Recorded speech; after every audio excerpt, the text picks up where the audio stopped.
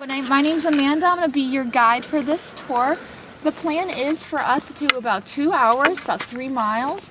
Well, our objective is basically just to do a little bit of snowshoeing. I'm going to talk about the history of the park, talking about the families that lived here, as well as talking about the forestry work that we've been doing in the park as well. So basically just have fun. Yep. I'm from Florida originally. When I first moved up here, I had never actually seen any snow, and so it's been great to get up here and get the chance to ski, to snowshoe, and be talking about history, but if anything catches anybody's eye, or see anything cool, like some cool tracks, of course I'll stop and talk about those.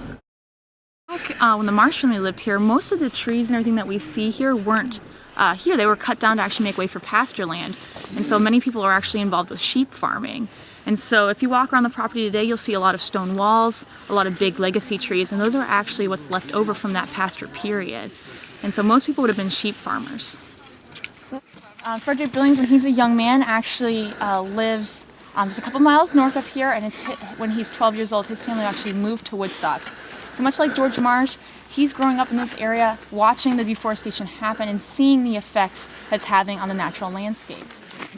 He moved out to San Francisco in 1849 during the gold rush. Imagine miners just blowing up hillsides, picking into mountains, trying to find their gold. They're not caring about the landscape, they're not trying to conserve it. It's a chance to travel to Yosemite Valley 1 year after it's discovered by white man. And it's there that the ideas of conservation, the feelings of conservation start to turn in his head and in his heart. And when he actually moves back to Woodstock, he thinks about how these natural landscapes should be protected. And on the farm, actually, he got the chance to experiment with Jersey cows. Yes. And he would allow his neighbors to bring in their cows and breed with his cows to make a better stock. What we're on right now is actually one of the original carriage roads that Frederick Billings would put on this property. So not only was he planting trees and starting Billings Farm, but he also put these trails in so that people could come and see what he was doing. He wasn't a man that was going to do great things and then just hoard all the knowledge to himself.